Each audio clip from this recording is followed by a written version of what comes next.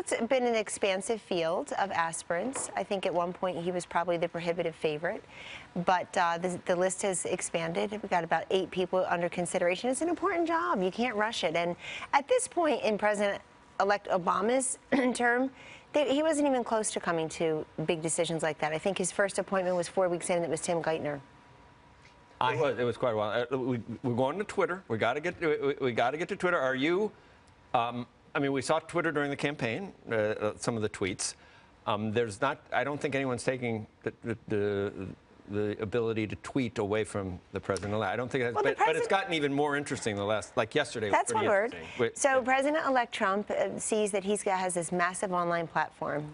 He says about 35 million on Twitter and Facebook combined. We talk about this frequently. He talked about it yesterday morning, in fact. And he sees an opportunity to communicate right to people by cutting through the noise or the silence, whatever the case may be, through his social media platforms. But you see that through tweets now, he can affect industry. He affected the stock market yesterday, frankly, and he did it twice. He did it in 2 different ways. First, by telling Boeing to cancel the project or maybe put it on hold. It's that he thinks it's too expensive, and it goes against his entire platform of cutting waste and abuse in the system. And then their stocks went down 1.5% yesterday. And then secondly, he went down to the lobby in Trump Tower, where the media are, and he announced a $50 billion, that's with a B, investment by SoftBank. And their stocks went up. So 2 issues on that. Should have he just called Boeing himself, as opposed Maybe to do it publicly?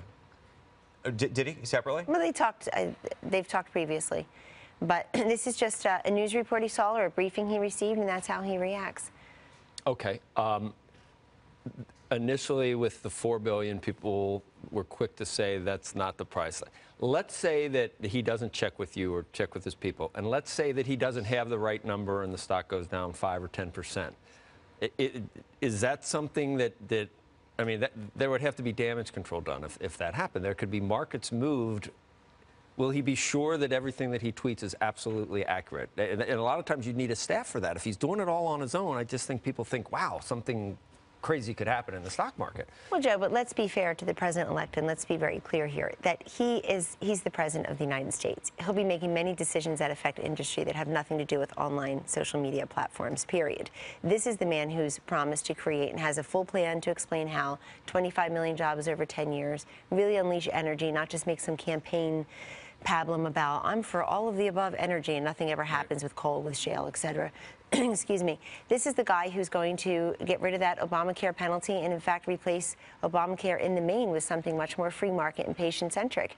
And he thinks that we settle for anemic growth. He's right. He's aiming for 3 or 4%. So these companies, and certainly small businesses and aspiring entrepreneurs across this country, hallelujah, will benefit from his plan in the main. Critics on the left, many of whom want to manage the economy, are now criticizing him for managing the economy in terms of whether companies are allowed to leave and relocate their factories, on whether there's going to be on-time deliveries or overcharging. So is he going to manage the economy?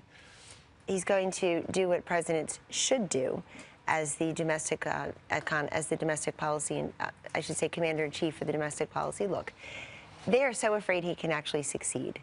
And if Donald Trump succeeds and makes good on all of his promises as president in the first 100 days, you have a roaring economy again. And the answers were there at all times. It just takes will and it takes leadership. And, you know, now that he has the Congress across the hill here, guys, there's really no excuse to not get it done. Real quick, just on the tweet, you said he was reacting to a report. Was that Washington Post report? Was that what? No, he gets briefings and he sees reports. No, I think he had information that this was costing $4 billion. 2 other quick things. We talk a lot about taxes. We had Steve Mnuchin on recently. He talked about the upper end not paying any, their taxes not changing at all. Is that accurate? Because there's been a lot of questions since he made that statement. So I would tell everyone that watches to look at the full plan. It's on our website.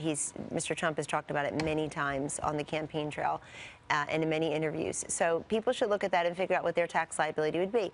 The good news about his tax plan is that it benefits everyone.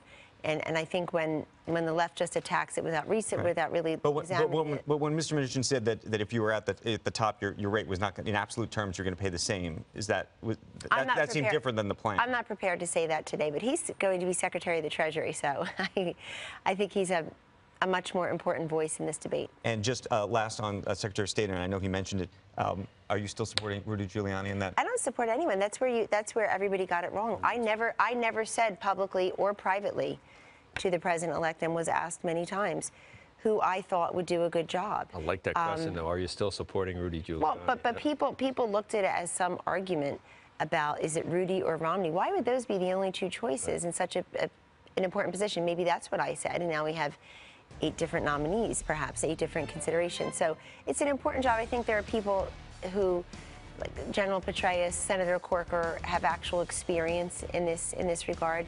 Very fascinating to have him have interviewed Rex Tillerson, CEO of ExxonMobil, yesterday. I mean, that's Exxon. That's a different kind of pick altogether. But I'm glad he's broadened his search, and everybody knows the decision rests with him, and I will respect it. Hey there, thanks for checking out CNBC on YouTube. Be sure to subscribe to stay up to date on all of the day's biggest stories. You can also click on any of the videos around me to watch the latest from CNBC. Thanks for watching.